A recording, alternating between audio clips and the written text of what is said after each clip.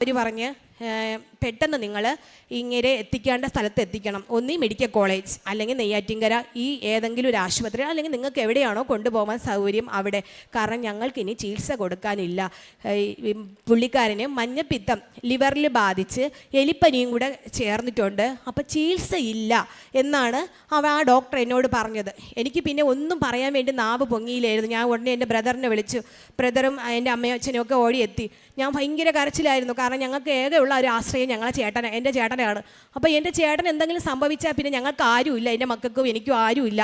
അപ്പം ഞാൻ ഉടനെ തന്നെ മാതാവിനോട് പറഞ്ഞു, മാതാവേ, ഞാൻ നിൻ്റെ നടയിൽ വന്ന് ചോദിച്ചതൊന്നും എനിക്ക് വേണ്ട, വീട് വേണ്ട, എനിക്ക് ഒന്നും വേണ്ട, പക്ഷേ എൻ്റെ ചേട്ടൻ എനിക്ക് വേണം. ഒരു ആപത്ത് പോലും ഇല്ലാതെ നീ എൻ്റെ കയ്യിൽ എൻ്റെ ചേട്ടനെ തരണം. ഇതിനു വേണ്ടിയാണോ ഞങ്ങൾ ഇത്രയും കഷ്ടപ്പെട്ട് നിൻ്റെ നടയിൽ വന്ന് ഉടമ്പടി എടുത്തത്? ഇത്രയും ആൾക്കാർ സാക്ഷി പറയുന്നത് കള്ളമാണോ എന്ന് ചോദിച്ചു.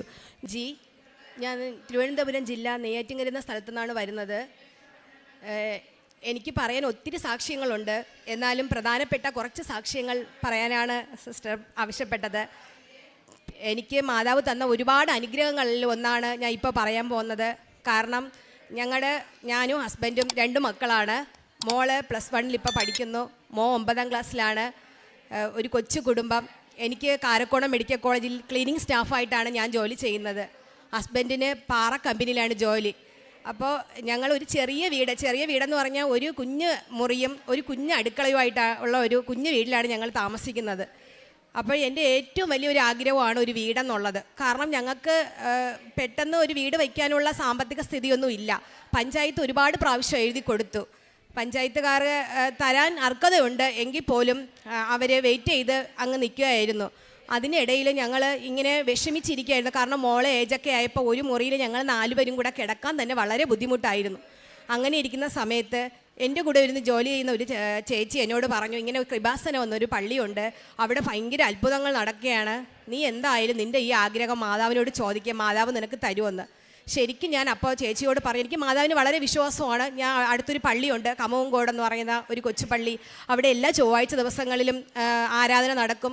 എനിക്ക് പറ്റുന്ന സമയത്തെല്ലാം ഞാൻ അവിടെ പോയി പ്രാർത്ഥിക്കാറുണ്ട്. എങ്കിൽ പോലും ഇങ്ങനെ കേട്ടപ്പോൾ ഞാൻ ചേച്ചിയോട് പറഞ്ഞു, ഇത്രയും വലിയ ദൂരെ ചെന്ന് ആലപ്പുഴയിൽ പോയി പിന്നെ മാതാവ് തരുന്നത് അത് ചേച്ചി വെറുതെ ആയിരിക്കും, അങ്ങനെയൊന്നും കാണൂല, ഇതൊക്കെ വെറുതെ തട്ടിപ്പായിരിക്കുമെന്ന് തന്നെയാണ് പറഞ്ഞത്. അപ്പോൾ ആ ചേച്ചി എന്നോട് പറഞ്ഞു, അങ്ങനെയൊന്നും പറയരുത്, നിനക്ക് വിശ്വാസം ഇല്ലെങ്കിൽ വേണ്ട, പക്ഷെ നീ അങ്ങനെ വേറെ ഒന്നും പറയണ്ട എന്നിങ്ങനെ പറഞ്ഞു. എന്നിട്ട് ഞാൻ ചേച്ചിയോട് പറഞ്ഞു, ചേച്ചിക്ക് വേണ്ടി അത്ര ഇതാണെങ്കിൽ ഈ മാതാവ് എനിക്കൊരു വീട് തരട്ടെ, എങ്കിൽ ഞാൻ വിശ്വസിക്കുമെന്ന് പറഞ്ഞു. അപ്പോൾ ചേച്ചി ഇങ്ങനെ ചിരിച്ചിട്ട് അങ്ങ് പോയി. അത് കഴിഞ്ഞ് 2-3 ദിവസം കഴിഞ്ഞപ്പോഴത്തേക്ക് എൻ്റെ കയ്യിൽ 1 രൂപ പോലും ഇല്ല. ഒരു വസ്തു ഞങ്ങൾ താമസിക്കുന്നിടത്ത് ഒരു മുറിയും കൂടെ വയ്ക്കണമെന്ന് മാത്രമേ ഞാൻ പ്രാർത്ഥിച്ചു കേട്ടിട്ടുള്ളൂ. അല്ലാതെ എനിക്ക് വേറെ സ്ഥലം വാങ്ങണമെന്നോ ഒരു വീട് വയ്ക്കണമെന്നോ അങ്ങനെ ഒന്നും ഇല്ല. കാരണം എന്ന് വെച്ചാൽ നമുക്ക് പറ്റുന്നതല്ലേ വിചാരിക്കാൻ പറ്റുള്ളൂ. എന്നാലും ഞാൻ എൻ്റെ മനസ്സിൽ ഇങ്ങനെ വീടിൻ്റെ കാര്യം ഇങ്ങനെ മനസ്സിലുണ്ടായിരുന്നു. അപ്പോൾ ഈ ചേച്ചി എൻ്റെ കയ്യിലൊരു പത്രം കൊണ്ട് തന്നു. ഈ പത്രം കൊണ്ട് ഞാൻ വീട്ടിൽ പോയിട്ട് ഇങ്ങനെ എൻ്റെ ഹസ്ബൻഡിനോട് പറഞ്ഞു. പുള്ളിക്കാരന് വിശ്വാസമൊക്കെ ഉള്ള കൂട്ടത്തിലാണ്. എങ്കിലും എൻ്റെ അടുത്ത് പറഞ്ഞു, നമുക്ക് പ്രാർത്ഥിക്കാടി, കിട്ടുമായിരിക്കുമെന്ന് പറഞ്ഞു. അപ്പോൾ ആ ചേച്ചി തന്നെ എൻ്റെ ഫോണിലൂടെ എനിക്ക് ഇവിടുത്തെ യൂട്യൂബ് എടുത്ത് ഇവിടുത്തെ പ്രെയറിൻ്റെ ഇതൊക്കെ എനിക്ക് ഇട്ട് തന്നു. അപ്പോൾ ഇതിൻ്റെ സാക്ഷ്യങ്ങളൊക്കെ ഞാൻ ഒരുപാട് കേട്ട്, അതിലിങ്ങനെ വീടില്ലാത്തവർക്ക് വീട് കൊടുത്തതും കടബാധ്യതകൾ തീർത്തു കൊടുത്തതൊക്കെ ഞാൻ ഇങ്ങനെ സ്ഥിരമായിട്ട് ഇങ്ങനെ കാണുകയും കേൾക്കുകയൊക്കെ ചെയ്തുകൊണ്ടിരുന്നു. രാത്രി ഞങ്ങൾ കിടക്കുന്ന നേരത്ത് 2 പേരും കൂടെ ഒരുമിച്ചിരുന്നാണ് ഇങ്ങനെ കേൾക്കുക. അപ്പം ഞാൻ എൻ്റെ ചേട്ടനോട് പറഞ്ഞു, നമുക്ക് അവിടെ പോയി സാക്ഷി പറയാൻ പറ്റുമോ, നമുക്ക് പോകാൻ പറ്റുമോ എന്നൊക്കെ ചോദിക്കുമായിരുന്നു. അപ്പോൾ എന്നോട് ചേട്ടൻ പറയും, പോകാൻ പറ്റും, നീ നന്നായിട്ട് പ്രാർത്ഥിക്കണം പറഞ്ഞു. അങ്ങനെ ഇരുന്ന സമയത്ത് എൻ്റെ ഒരു കൂട്ടുകാർ തന്നെ എൻ്റെ അടുത്ത് പറഞ്ഞു, എൻ്റെ വീട് ഒത്തിരി ഞങ്ങൾ ആശുപത്രിയിൽ നിന്ന് 20 രൂപ ബസ് ഫെയർ എടുത്താണ് എൻ്റെ വീട്ടിൽ നിന്ന് ഞാൻ ആശുപത്രിയിൽ ജോലിക്ക് പോകുന്നത്. അപ്പോൾ അതിൻ്റെ അടുത്ത് ആശുപത്രിയുടെ അടുത്ത് ഒരു 5 സെൻറ്റ് സ്ഥലം, ഒരു സെൻറ്റിന് 2 ലക്ഷം രൂപ ഇട്ട് ഒരു 5 സെൻറ്റ് സ്ഥലം വിൽക്കാൻ കിടക്കുന്നത് നീ നോക്കുന്നോന്ന് കേട്ട്. അപ്പോൾ ഞാൻ പറഞ്ഞു, 1 രൂപ പോലും ഇല്ലാത്ത ഞാൻ എങ്ങനെയായി 5 സെൻറ്റ് വാങ്ങാൻ വേണ്ടി നോക്കുന്നതെന്ന് പറഞ്ഞു. എന്നിട്ട് ഞാൻ എൻ്റെ ചേട്ടനോട് പോയി പറഞ്ഞു, ഇതുപോലെ ഇങ്ങനെ വസ്തു ഇങ്ങനെ കൊടുക്കണമെന്നുണ്ട്, നമുക്ക് നോക്കാമോ എന്ന് ചോദിച്ചു. ചേട്ടൻ എന്നെയും വിളിച്ചുകൊണ്ട് ഞാനും ചേട്ടനും കൂടെ അവിടെ പോയി ഞങ്ങൾ വസ്തു നോക്കി. എവിടെ നിന്നും അറിഞ്ഞില്ല, ഞങ്ങൾ ആ വസ്തുവിന് ചെറിയൊരു തുക അഡ്വാൻസ് കൊടുത്തു. പെട്ടെന്നായിരുന്നു, പെട്ടെന്ന് കാര്യങ്ങളൊക്കെ അങ്ങ് നടന്നു എന്ന് തന്നെ പറയാം. അപ്പോൾ എൻ്റെ മനസ്സിലൊരു വിശ്വാസമായി. കാരണം നമുക്ക് ഒന്നുമില്ലാതെ നമുക്ക് ആ അഡ്വാൻസ് കൊടുക്കാൻ പറ്റിയില്ലേ, അപ്പോൾ എന്തായാലും നമുക്കിവിടെ വരണമെന്ന്. അപ്പോൾ ആ ചേച്ചിയുടെ അടുത്ത് ഞാൻ പറഞ്ഞു, ചേച്ചി എനിക്കിവിടെ വരണം. ചേച്ചി എന്നെയും കൊണ്ട് ചേച്ചിയുടെ ഒരു ബന്ധുവിൻ്റെ വഴി ഞങ്ങൾ ഒരു 4-5 പേര് ചേർന്ന് ഇവിടെ വന്നു. ആദ്യമായിട്ട് ഞാൻ ഉടമ്പടി എടുത്തു. ഉടമ്പടിയിൽ ആദ്യം വച്ചത് എനിക്ക് ഒരു നല്ലൊരു ഭവനം തരണം. ഒരു മുറിയിൽ കിടക്കുന്ന എൻ്റെ കുഞ്ഞുങ്ങൾക്ക് എൻ്റെ മകൾക്ക് തുണി മാറാനോ അവൾക്ക് ഒന്നിനും ഒരു സൗകര്യം ഇല്ലാത്ത അതിൽ നിന്നും ഒരു മോചിതം ഞങ്ങൾക്ക് തരണമേ മാതാവേ എന്ന് വച്ചു. രണ്ടാമത് കുടുംബ സമാധാനം, അതാണ് ഞാൻ പ്രധാനമായിട്ട് വച്ചത്, കുടുംബത്തിൻ്റെ സമാധാനം. കാരണം എനിക്ക് പെട്ടെന്ന് എന്ത് പറഞ്ഞാലും പെട്ടെന്ന് എനിക്ക് ദേഷ്യം വരും. മക്കളുടെ അടുത്തായാലും ചേട്ടൻ്റെ അടുത്തായാലും ഇങ്ങനെ എപ്പോഴും ദേഷ്യപ്പെട്ടുകൊണ്ടിരിക്കും. അപ്പോൾ ഒരു കുടുംബത്തിൽ നമുക്ക് സമാധാനം എപ്പോഴും ഉണ്ടായിരിക്കണം. അങ്ങനെ വച്ച് നിയോഗം വെച്ചിട്ടാണ് ഞാൻ ഇവിടുന്ന് പോയി ഒരു 2-3 ദിവസം കഴിഞ്ഞപ്പോൾ തന്നെ നമുക്ക് വീട്ടിൽ തറക്കല്ലിടാനുള്ളൊക്കെ ഒരു വഴിയൊക്കെ അങ്ങ് ഒരുക്കി തന്നു ദൈവം. അത് എങ്ങനെയാണെന്നൊന്നും നമുക്കറിയില്ല. 2-3 എന്ന് വെച്ചാൽ ഒരിക്കൽ പോലും പ്രതീക്ഷിക്കാത്ത ബാങ്കുകളിൽ നിന്ന് പോലും എന്നെ വിളിച്ച് എൻ്റെ ജോലിയുടെ ഇത് വെച്ച് എനിക്ക് ലോൺ തരാൻ ആവശ്യപ്പെടുകയും ലോൺ തരികയും അങ്ങനെ ഞങ്ങൾ വീടിന് തറക്കല്ലിട്ടു. ഇവിടുന്ന് കൊണ്ടുപോയ കാശുരൂപം, വെഞ്ചരിച്ച ഉപ്പ്, അതൊക്കെ ഞാൻ അതിൽ നിന്ന് ഒരു കുഞ്ഞ് ലോക്കറ്റ് ഇവിടുന്ന് വാങ്ങിയിട്ട് പോയി. അത് ഞാൻ എൻ്റെ തറക്കല്ല് ഇടുന്ന സമയത്ത് മാതാവിൻ്റെ തറക്കല്ലിലിട്ട് പിന്നെ ഉപ്പ് വിതറി, ഇവിടുന്ന് കൊണ്ടുപോയ വെള്ളം, ഇവിടുന്ന് കൊണ്ടുപോയ മണ്ണ്, അതെല്ലാം ആ മണ്ണിൽ കൊണ്ടിട്ടു. കാരണം എനിക്കും എൻ്റെ കുഞ്ഞുങ്ങൾക്കും മരണം വരെ ഇവിടെ കിടക്കാൻ വേണ്ടി ഉള്ള ഭാഗ്യം നീ തന്ന് ഞങ്ങൾ അനുഗ്രഹിക്കണേന്ന് പറഞ്ഞ് ഞാൻ ആ മണ്ണിൽ കൊണ്ടിട്ട് ഞങ്ങൾ വീട് പണിക്കായിട്ട് ഉള്ള കാര്യങ്ങൾ തുടക്കമിട്ട സമയത്ത് തന്നെ പിന്നെയും തടസ്സങ്ങളൊക്കെ വരാൻ തുടങ്ങി. കാരണം വാർപ്പൊക്കെ കഴിഞ്ഞ സമയത്ത് ഭയങ്കര ബുദ്ധിമുട്ടായി. അപ്പം ഞാൻ ഒരു മുറി ആഗ്രഹിച്ച എനിക്ക് 4 മുറികളുള്ള വലിയ ഒരു വീട്, 2 അടുക്കളയുള്ള ഒരു വലിയ വീട് മാതാവ് എനിക്ക് തന്നു. കാരണം അങ്ങനെ ഞാൻ ആഗ്രഹിച്ചിട്ടുണ്ടോ എന്ന് ചോദിച്ചാൽ എനിക്കറിയില്ല. പക്ഷേ വീട് വച്ച് വന്നപ്പോഴത്തേക്ക് എൻ്റെ അമ്മയും അച്ഛനും വാടകയ്ക്കാണ് താമസിക്കുന്നത്. എൻ്റെ അമ്മയും അച്ഛനെയും എൻ്റെ കൂടെ കൊണ്ടുവരണമെന്ന് വളരെ എനിക്ക് ആഗ്രഹമുണ്ട്. കാരണം കല്യാണം കഴിഞ്ഞ് എൻ്റെ വീട് വിറ്റതാണ് എൻ്റെ കല്യാണം കഴിഞ്ഞ സമയത്ത്. അന്ന് മുതൽ അവർ വാടകയ്ക്കാണ് താമസിക്കുന്നത്. അപ്പം അതും എൻ്റെ മനസ്സിലുണ്ടായിരുന്നു, എൻ്റെ അച്ഛനും അമ്മയും എൻ്റെ കൂടെ കൊണ്ടുവന്ന് അവർ ഇനിയുള്ള കാലം എൻ്റെ കൂടെ താമസിപ്പിക്കണമെന്ന്.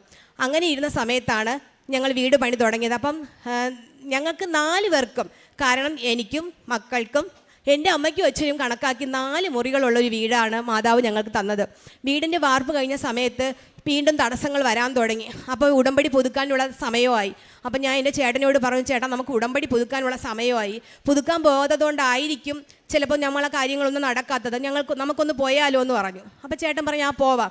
അപ്പം ഞാൻ ഈ ചേച്ചിയോട് തന്നെ ചോദിച്ചു, ചേച്ചി നമുക്ക് പോകാൻ വേണ്ടി നമുക്ക് കുറേ 4-5 പേര്. അപ്പം നമ്മളിങ്ങനെ ഈ കാര്യങ്ങളൊക്കെ പറഞ്ഞപ്പം എൻ്റെ കാര്യങ്ങളൊക്കെ കേട്ട് ഒരുപാട് പേർക്ക് വിശ്വാസമാണ്. കാരണം എന്ന് വെച്ചാൽ ഒന്നും ഇല്ലായ്മയിൽ നിന്ന് ദൈവം ഇത്രത്തോളം ഉയർത്തിയ എനിക്ക് ഞാൻ തന്നെയാണ് ഒരു വലിയ സാക്ഷി ആ കാരക്കോണം മെഡിക്കൽ കോളേജിനകത്ത്. അപ്പോൾ അവരെല്ലാം ഭയങ്കര അത്ഭുതത്തോടെ എൻ്റെ അടുത്ത് പറഞ്ഞു, അവിടെ 2-3 പേരൊക്കെ ഞങ്ങളും വരണമുണ്ട്, ഞങ്ങൾക്ക് ഇവിടെ ഒന്ന് വരണം, പ്രാർത്ഥിക്കണം, ഞങ്ങൾക്ക് ഉടമ്പടി എടുക്കണമെന്ന്. അങ്ങനെ നമ്മൾ 4-5 പേര് ചേർന്ന് വരാൻ വേണ്ടിയിരുന്ന സമയത്ത് ചേട്ടൻ്റെ തന്നെ ഒരു കൂട്ടുകാരൻ്റെ അടുത്ത് ചോദിച്ചു, വണ്ടിക്ക് എത്ര രൂപയാവും ഇവിടം വരെ വരാൻ വേണ്ടിയെന്ന്. അപ്പോൾ അവൻ പറഞ്ഞു 10,000 രൂപയാവുമെന്ന് പറഞ്ഞു. ശരിക്കും പറഞ്ഞാൽ ഞാൻ അങ്ങ് മടിച്ച്. കാരണം എന്ന് വെച്ചാൽ 10,000 രൂപയും കൊടുത്ത് ഇനി ഇവിടം വരെ വണ്ടി പിടിച്ച് വന്നിട്ട് വേറെ ജോലിയൊന്നും ഇല്ലേ എന്ന് ഞാൻ മനസ്സിൽ വിചാരിച്ചു. ആ സമയത്ത് അങ്ങനെ ഇരുന്ന സമയത്ത് ഞാൻ 2 വീലർ ഓടിക്കും, ജോലിക്ക് 2 വീലർ ഓടിച്ചുകൊണ്ടാണ് പോകുന്നത്. അപ്പോൾ ഞാൻ ലൈസൻസ് എടുത്തിട്ടില്ല. കാരണം പെട്ടെന്ന് അങ്ങനെ അവിടെ വണ്ടിയൊന്നും പോലീസൊന്നും വന്ന് ചേർന്ന ഒരു സ്ഥലമല്ല. എങ്കിൽ പോലും ഞാൻ ഇങ്ങനെ ഒരു 7-3 ഡ്യൂട്ടി ആയിരുന്നു. ഡ്യൂട്ടിയും കഴിഞ്ഞ് ഇങ്ങനെ വരുന്ന സമയത്ത് എൻ്റെ വണ്ടി RDO പിടിച്ചു. അപ്പോൾ RDO പിടിച്ചിട്ട് അവരൊന്നും എന്നോട് ചോദിച്ചില്ല, ലൈസൻസും ഹെൽമെറ്റ് എന്തേന്ന് ചോദിച്ചു, എവിടെ വർക്ക് ചെയ്യണേ. അപ്പോൾ ഞാൻ പറഞ്ഞു ഇന്ന ആശുപത്രിയിൽ വർക്ക് ചെയ്തിട്ട് വരികയാണെന്ന് പറഞ്ഞു. അവരൊന്നും ചോദിക്കാതെ എനിക്ക് 10,000 രൂപയുടെ ഒരു ലിസ്റ്റ് ഇങ്ങ് അടിച്ച് തന്നു. ഇത് നാളെ കൊണ്ടുവന്ന് അടയ്ക്കണം എന്ന് പറഞ്ഞു. ഞാനങ്ങ് ഒന്നും വേണ്ടിയില്ല. കാരണം എൻ്റെ മനസ്സിലാകെ ഞാൻ പതറി. ആ 10,000 രൂപയും ഞാൻ ഇവിടെ കൊടുക്കേണ്ടി വന്നത് മാതാവ് അതിൽ നന്നായിട്ട് എന്നെ പരീക്ഷിച്ചു തന്നെ ചെയ്തു. കാരണം ഒന്നുമില്ലായ്മയിൽ നിനക്ക് ഇത്രത്തോളം തന്ന നീ എന്നെ 10,000 രൂപ കൊണ്ട് ഇവിടെ വരാൻ നിനക്ക് കഴിഞ്ഞില്ല എന്നുണ്ടെങ്കിൽ പിന്നെ ഇനി എന്തിനാണെന്നായിരിക്കും എന്നൊരു മനസ്സിൽ ഞാൻ വിചാരിച്ച് വീട്ടിൽ വന്നിട്ട് ഞാൻ ചേട്ടനോട് പറഞ്ഞു, ചേട്ടാ ഇതുപോലെ ഇങ്ങനെ വണ്ടി RDO പിടിച്ചു, 10,000 രൂപ അടിച്ചു എന്ന് പറഞ്ഞു. കാരണം നമുക്ക് അടയ്ക്കാതിരിക്കാൻ പറ്റില്ലായിരുന്നു, ലൈസൻസ് എനിക്കില്ല, ലൈസൻസിന് പോകുന്ന സമയത്ത് ഇത് ബാധിക്കുമായിരുന്നു. പിറ്റേന്ന് തന്നെ ഞങ്ങൾ അതിനെ കൊണ്ട് നടച്ചു. അതിൻ്റെ പിറ്റേന്ന് ഞങ്ങൾ ഇവിടെ ഉടമ്പടി എടുക്കാൻ വേണ്ടി അതേ വണ്ടി തന്നെ കാറ് പിടിച്ചു. ഞങ്ങൾ എല്ലാവരും കൂടി വെളുപ്പാങ്കാലം 4 മണിയായപ്പോൾ അവിടെ നിന്ന് തിരിച്ചിവിടെ എത്തി. 9-10 മണിയായപ്പോൾ ഞങ്ങൾ ഇവിടെ എത്തിയെങ്കിലും ഹസ്ബൻഡ് ഇവിടെ വന്നെങ്കിലും ഇങ്ങ് അകത്തൊന്നും കയറിയിട്ടില്ല. പുറത്ത് നിന്ന് പുള്ളിക്കാരൻ തൊഴുത് പ്രാർത്ഥിച്ചിട്ടൊക്കെ പോയി. മകനും ഹസ്ബൻഡും കൂടെ വണ്ടി തന്നെ ഇരുന്നു. എന്താണെന്ന് അറിയില്ല. അന്ന് നമ്മൾ ഉടമ്പടിയൊക്കെ എടുത്ത് ഇറങ്ങിയപ്പോൾ തന്നെ ഉച്ച കഴിഞ്ഞു. അപ്പോൾ ഫുഡൊക്കെ കഴിക്കാൻ താമസിച്ചതുകൊണ്ടായിരിക്കും പുള്ളിക്കാരൻ ഒരു സൈലൻ്റായിട്ട് എങ്ങനെ ഇരിക്കുകയായിരുന്നു. അപ്പോൾ ഈ ഡ്രൈവർ നമുക്കറിയാവുന്നൊരു പയ്യനാണ്. അപ്പോൾ അവൻ പറഞ്ഞു, ചേച്ചി അണ്ണൻ എന്താണെന്ന് അറിഞ്ഞില്ല, ഒന്നും കഴിച്ചിട്ടില്ല, ഭയങ്കര ക്ഷീണം പോലെ തോന്നുന്നു, ചേച്ചി ഒന്ന് ആശുപത്രി ഉണ്ടെന്ന് കാണിക്കുക, ചേട്ടന് വയ്യെന്ന് പറയണായിട്ട്, ഭയങ്കര 2 ദിവസം കൊണ്ട് ഭയങ്കര തലവേദന എന്നൊക്കെ പറഞ്ഞെന്ന് പറഞ്ഞു. അപ്പം ഞാൻ പറഞ്ഞില്ല, രാവിലെ ഇങ്ങോട്ട് ഒന്നപ്പം കുഴപ്പമൊന്നും ഇല്ലായിരുന്നു, ഭക്ഷണം കഴിക്കാത്തതുകൊണ്ടായിരിക്കും, സമയത്തിന് കഴിക്കുന്നുണ്ട്, ഗ്യാസ് എന്തെങ്കിലും കയറിയതാണെന്ന് വിചാരിച്ചു. പിറ്റേന്ന് ഞങ്ങൾ നേരെ ഇവിടുന്ന് വീട്ടിൽ പോയി. ഞാനങ്ങ് ജോലി സ്ഥലത്ത് പോയി. പുള്ളിക്കാരനും മോനും കൂടെ ആശുപത്രിയിൽ കാണിക്കാൻ വേണ്ടി പോയി. അപ്പോൾ 1 മണിയായപ്പോൾ ഞാൻ ഇറങ്ങാൻ സമയമായപ്പോഴത്തേക്ക് എന്നെ ആശുപത്രിയിൽ നിന്ന് ഡോക്ടർ വിളിക്കുകയാണ്. അപ്പം ഞാൻ ഇതെന്ത് ഇങ്ങനെ പെട്ടെന്ന് വിളിക്കണമെന്നും പറഞ്ഞുകൊണ്ട് നോക്കിയപ്പോഴത്തേക്ക് എന്നോട് പറഞ്ഞു, അത് പെട്ടെന്ന് ഇവിടം വരെ വരണം. ഞാൻ ഉടനെ തന്നെ അവിടെ പോയി ചെന്നപ്പോൾ അവർ പറഞ്ഞ്, പെട്ടെന്ന് നിങ്ങൾ ഇങ്ങനെ എത്തിക്കേണ്ട സ്ഥലത്ത് എത്തിക്കണം, ഒന്നീ മെഡിക്കൽ കോളേജ് അല്ലെങ്കിൽ നെയ്യാറ്റിൻകര, ഈ ഏതെങ്കിലും ഒരു ആശുപത്രി, അല്ലെങ്കിൽ നിങ്ങൾക്ക് എവിടെയാണോ കൊണ്ടുപോകാൻ സൗകര്യം അവിടെ, കാരണം ഞങ്ങൾക്ക് ഇനി ചികിത്സ കൊടുക്കാനില്ല. പുള്ളിക്കാരന് മഞ്ഞപ്പിത്തം ലിവറിൽ ബാധിച്ച് എലിപ്പനിയും കൂടെ ചേർന്നിട്ടുണ്ട്, അപ്പോൾ ചികിത്സയില്ല എന്നാണ് ആ ഡോക്ടർ എന്നോട് പറഞ്ഞത്. എനിക്ക് പിന്നെ ഒന്നും പറയാൻ വേണ്ടി നാവ് പൊങ്ങിയില്ലായിരുന്നു. ഞാൻ ഉടനെ എൻ്റെ ബ്രദറിനെ വിളിച്ചു. ബ്രദറും എൻ്റെ അമ്മയും അച്ഛനും ഒക്കെ ഓടിയെത്തി. ഞാൻ ഭയങ്കര കരച്ചിലായിരുന്നു, കാരണം ഞങ്ങൾക്ക് ഏകെയുള്ള ഒരു ആശ്രയം എൻ്റെ ചേട്ടനാണ്. അപ്പോൾ എൻ്റെ ചേട്ടൻ എന്തെങ്കിലും സംഭവിച്ചാൽ പിന്നെ ഞങ്ങൾക്ക് ആരുമില്ല, എൻ്റെ മക്കൾക്കും എനിക്കും ആരുമില്ല. അപ്പം ഞാൻ ഉടനെ തന്നെ മാതാവിനോട് പറഞ്ഞു, മാതാവേ, ഞാൻ നിൻ്റെ നടയിൽ വന്ന് ചോദിച്ചതൊന്നും എനിക്ക് വേണ്ട, വീട് വേണ്ട, എനിക്ക് ഒന്നും വേണ്ട, പക്ഷേ എൻ്റെ ചേട്ടൻ എനിക്ക് വേണം, ഒരു ആപത്ത് പോലും ഇല്ലാതെ നീ എൻ്റെ കയ്യിൽ എൻ്റെ ചേട്ടനെ തരണം. ഇതിനു വേണ്ടിയാണോ ഞങ്ങൾ ഇത്രയും കഷ്ടപ്പെട്ട് നിൻ്റെ നടയിൽ വന്ന് ഉടമ്പടി എടുത്തത്? ഇത്രയും ആൾക്കാർ സാക്ഷി പറയുന്നത് കള്ളമാണോ എന്ന് ചോദിച്ചു. ഞാനും എൻ്റെ അമ്മയും ഭയങ്കര കരച്ചിലായിരുന്നു, കാരണം എൻ്റെ അമ്മയും കൂടെ ഇവിടെ വന്നാണ് ഉടമ്പടി എടുത്തത്. ഞങ്ങൾ ഭയങ്കര കരച്ചിൽ. എൻ്റെ സഹോദരൻ പറഞ്ഞു, നീ കരയേണ്ട, ഒരു കുഴപ്പമില്ല. ഞങ്ങൾ അവിടെ ചെന്നപ്പോഴും നെയ്യാറ്റിൻകര കൊണ്ടുപോയപ്പോഴും അവർ പറഞ്ഞു, ഒന്നീ പെട്ടെന്ന് മെഡിക്കൽ കോളേജിൽ കൊണ്ടുപോകണം. ഞങ്ങൾ പുള്ളിക്കാരനോട് പറഞ്ഞില്ല. എൻ്റെ സഹോദരൻ്റെ അടുത്തും ഡോക്ടർ പറഞ്ഞത് ചികിത്സയായിട്ടൊന്നുമില്ല, ഇനി വീട്ടിൽ കൊണ്ടുപോക്കോ എന്നാണ് പറഞ്ഞത്. അവർ നോക്കിയില്ല, കാരണം അവർ റിസൾട്ട് നോക്കി ഉടനെ പറഞ്ഞത് ഇതാണ്, വേറെ ഒന്നും ഞങ്ങളോട് ചോദിച്ചില്ല, ഒരു കാര്യവും മിണ്ടിയതുമില്ല. പുള്ളിക്കാരൻ്റെ ചേട്ടനെ അറിയിച്ചു. ചേട്ടൻ വന്നു. അപ്പോഴും ഞങ്ങൾ ഇത് തന്നെയാണ് പറഞ്ഞത്. ഒടുവിൽ എൻ്റെ ബ്രദർ പറഞ്ഞു, ഞങ്ങൾക്ക് മെഡിക്കൽ കോളേജിൽ കൊണ്ടുപോകാൻ പറ്റൂല, നിങ്ങൾ ഈ ഘട്ടത്തിൽ ഞങ്ങളടുത്ത് പറഞ്ഞാൽ എന്ത് ചെയ്യാൻ പറ്റും? അപ്പം ഇത് നേരത്തെ കരളിനെ മൊത്തത്തിൽ ബാധിച്ചു പോയി, കാരണം ഇനി ഒന്നും ചെയ്യാൻ പറ്റൂല എന്ന് പറഞ്ഞു. അതിൻ്റെ കൂടത്ത് പുള്ളിക്കാരൻ സിഗരറ്റ് യൂസ് ചെയ്യുന്ന ആളാണ്. അപ്പോൾ അതിൻ്റെ പുക എല്ലാം കൂടെ ചേർന്ന് അതിലിങ്ങനെ അടഞ്ഞ് ഇതായിപ്പോയി എന്ന് പറഞ്ഞു. അപ്പോൾ ഇനി ഒന്ന് പുള്ളിക്കാരനും അങ്ങ് അവശനായെന്ന് പറഞ്ഞാൽ പിന്നെ അങ്ങ് കുഴഞ്ഞ് ഇതായിപ്പോയി, പിടിച്ചിട്ടൊന്നും നിൽക്കാൻ പറ്റുന്നില്ല, വിറയിലായിപ്പോയി ദേഹമൊക്കെ. അങ്ങ് ഒരു ദിവസം കൊണ്ട് എന്താണ് സംഭവിച്ചതെന്ന് നമുക്ക് പോലും അറിയാൻ പറ്റാത്ത രീതിയിൽ ഇതായിപ്പോയി.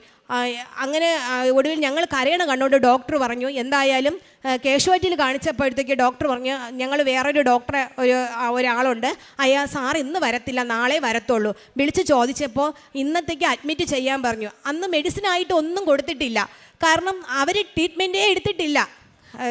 സാധാരണ എന്തെങ്കിലും ഒരു മെഡിസിൻ കൊടുക്കുന്നതാണ്. അവരന്ന് കിടത്ത് ഒരു ട്രിപ്പ് എന്താ കൊടുത്തെന്നാണ് ഒരു ഓർമ്മ പോലെ തോന്നുന്നു, അത്രയേ ഉള്ളൂ. അന്ന് രാത്രി ഞാനും എൻ്റെ അമ്മയും ഇരുന്ന് നന്നായിട്ട് കരഞ്ഞു. എൻ്റെ അമ്മ മുട്ടുകുത്തി നിന്ന് ഒരുപാട് പ്രാർത്ഥിച്ചു. എൻ്റെ അമ്മ മാതാവിൻ്റെ വലിയ വിശ്വാസമുള്ള ഒരാളാണ്. അമ്മ നന്നായിട്ട് പ്രാർത്ഥിച്ചു, കാരണം എനിക്കും എൻ്റെ കുഞ്ഞുങ്ങൾക്കും ഏക ആശ്രയം എൻ്റെ ചേട്ടനാണ്. അപ്പം ഞങ്ങൾക്ക് ചേട്ടൻ എന്തെങ്കിലും സംഭവിച്ചാൽ പിന്നെ ഞങ്ങളില്ല. അതുകൊണ്ട് എൻ്റെ മാതാവ്, നീ ഒന്നും എൻ്റെ മോക്ക് കൊടുക്കണ്ട, അവളെ ഭർത്താവിനെ മാത്രം കൊടുത്താൽ മതി. എൻ്റെ അത്ര മാത്രം നിലവിളി ഉണ്ടായിരുന്നു ഞങ്ങൾക്ക്. അന്ന് മുഴുവൻ ഞങ്ങൾ പ്രാർത്ഥിച്ചു. ചേട്ടൻ ഇവിടുന്ന് കൊണ്ടുവന്ന ഉപ്പിട്ട് വെള്ളം ഞാൻ നിറയെ കൊടുത്തു ചേട്ടന്. അപ്പം ആ ക്ഷീണം അങ്ങ് കുറച്ച് ഇതായി. പിന്നെ തൈലം ഇതായി. മാതാവിൻ്റെ കാശി രൂപം ചേട്ടൻ്റെ തലക്ക വെച്ചു. അപ്പം എന്നിട്ട് റിസൾട്ട് നോക്കിയിട്ട് പറഞ്ഞു, പെട്ടെന്ന് ഒരു ടെസ്റ്റും കൂടെ ചെയ്യണമെന്ന് പറഞ്ഞു. വീണ്ടും ഒരു ടെസ്റ്റ് ചെയ്യാൻ വേണ്ടി ചേട്ടൻ്റെ ബ്ലഡ് കൊണ്ടുപോയി. പക്ഷെ എന്താണെന്ന് അറിഞ്ഞില്ല. ഒരു അത്ഭുതം തന്നെ പറയാം. പിറ്റേന്ന് വന്ന റിസൾട്ട് എങ്ങനെ മാറി മറിഞ്ഞോ, അതിലെന്താണെന്നോ ഒന്നും ഞങ്ങൾക്കറിയില്ല. എലിപ്പനിയോ മഞ്ഞപ്പിത്തമോ ഒന്നും തന്നെ അതിലുണ്ടായിരുന്നില്ല. കാരണം അപ്പം അവർക്ക് തന്നെ പരസ്പരം നോക്കുന്നു. അവർക്ക് തന്നെ അറിയില്ല എന്താണ് പറയേണ്ടതെന്നുള്ള കാര്യം, അവർക്ക് തന്നെ അറിയില്ല. ഇത് അവർക്ക് തെറ്റ് പറ്റിയതാണോ അതോ ഇനി പിന്നെ ടെസ്റ്റ് ചെയ്തവർക്ക് പറ്റിയതാണോ എന്നൊക്കെ അവരങ്ങോട്ടും ഇങ്ങോട്ടും നിന്ന് സംസാരിക്കുന്നു. പക്ഷേ എനിക്ക് നല്ല ഉറപ്പുണ്ട്, അതിൽ നിന്ന് നന്നായി മാതാവ് ഞങ്ങൾക്ക് വേണ്ടി ഇടപെട്ടതാണ്.